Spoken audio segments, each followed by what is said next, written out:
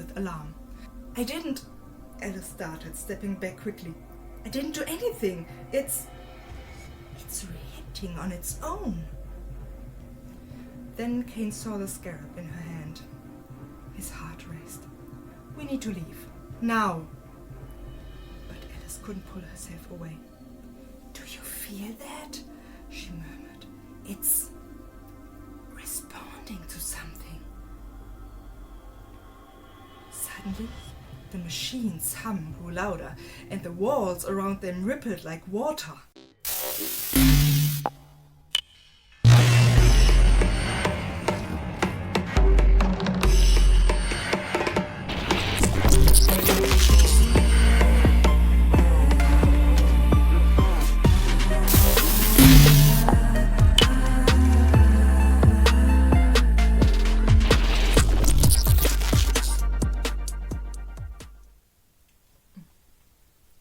The hospital room was drowning in sterile white, the air thick with antiseptic. Machines hummed their mechanical melody, a cruel reminder of the life they barely sustained. Kane stood frozen at the door, staring at the figure on the bed, barely recognizable as Alice. Alice, who had once been full of life. Alice, who had once laughed at the absurdity of their work.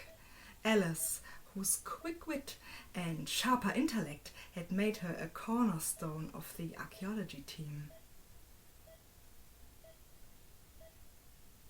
Now she required help from the nurse for almost every move.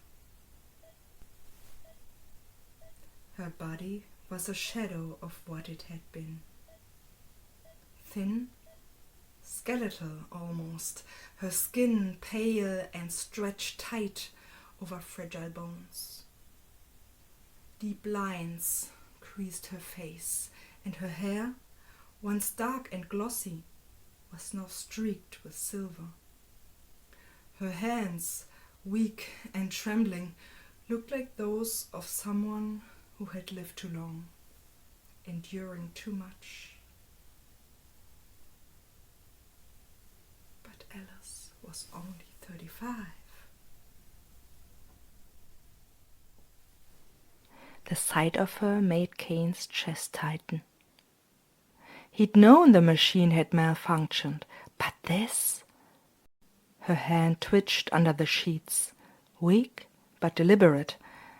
Kane noticed her fingers tracing familiar shapes, small, precise circles. His breath caught. They weren't random, they were symbols, Egyptian symbols. He leaned in closer, his pulse quickening as he recognized them. The same symbols they had uncovered in the tomb.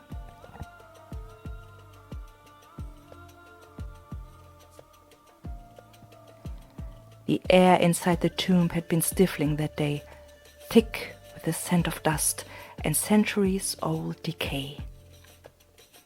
Kane wiped his brow as he and Alice cleared away the last of the debris. The discovery had been a surprise. A hidden chamber behind a false wall, its existence erased from history. "Looks like we hit the jackpot." Alice's excitement had been palpable as her flashlight revealed unfamiliar hieroglyphs. Soon she was completely immersed in the stories. "These don't match any dynasty," she whispered in awe. "They're not listed in any of the texts. The script, it's something else, something much older."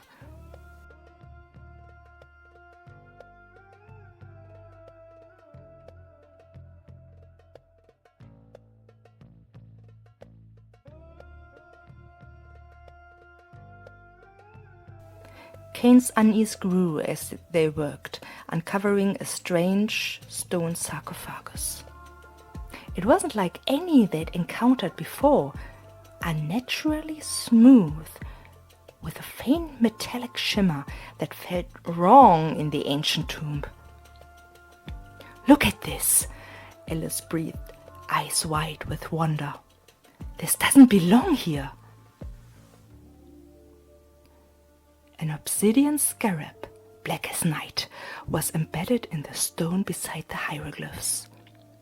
Its surface gleaming in the dim light, untouched by time.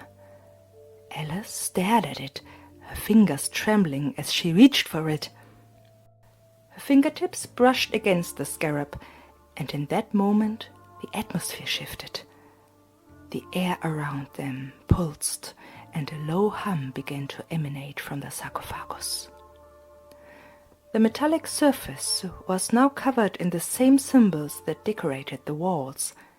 Kane couldn't tell if they had always been there or had just appeared. Nothing about this place felt right.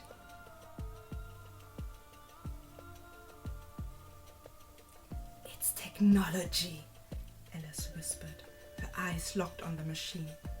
"But it's ancient." Kane felt a chill crawl up his spine. "Alice, we need to call this in. We don't know what it is."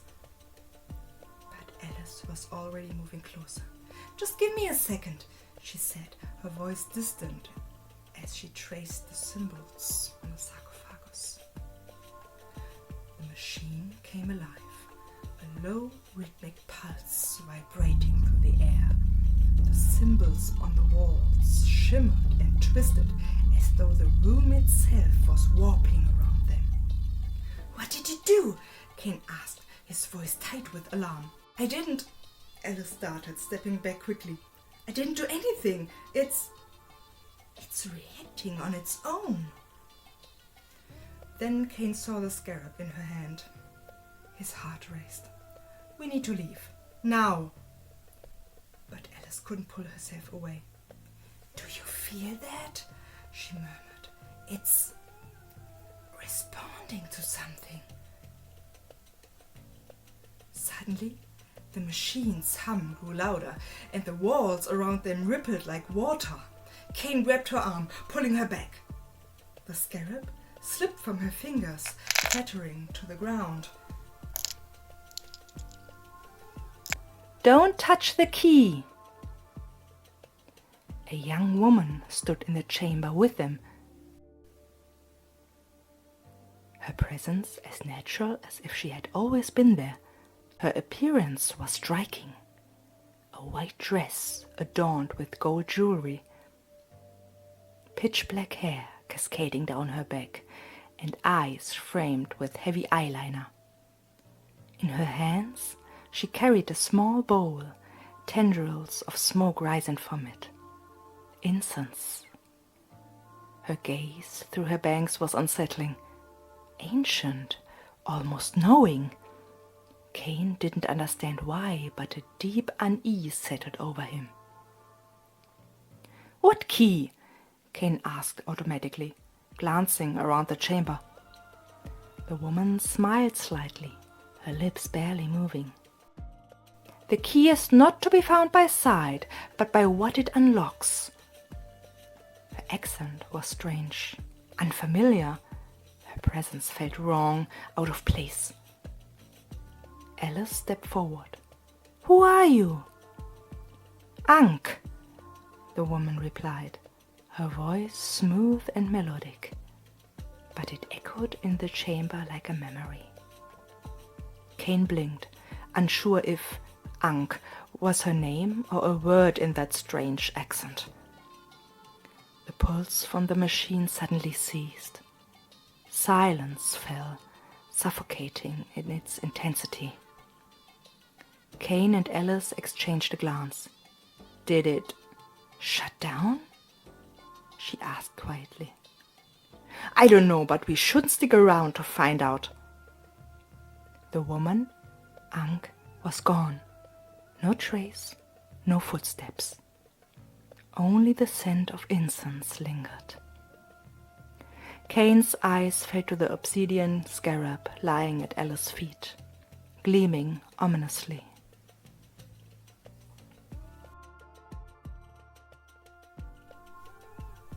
Back Back at the hospital, Kane's gaze drifted to Ellis' frail hand, still tracing those ancient symbols in the bedsheets. His heart clenched. The obsidian scarab had followed them from the tomb, a haunting reminder of the day their lives unraveled. The nurse adjusted the IV without looking up, her face expressionless. "You should go home," she said softly. Ellis' fingers trembled as they drew the scarab's shape again. Kane shuddered, realizing that the artifact wasn't just a relic. It was a key, and it had unlocked something ancient. He felt the nurse's hand on his shoulder. "We'll take care of her." He nodded absent-mindedly, brushing Ellis' hair back.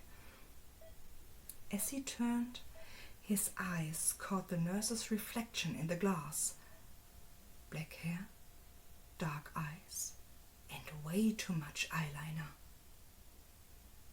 Ankh's face stared back at him. The past had come for them, and now time was unraveling.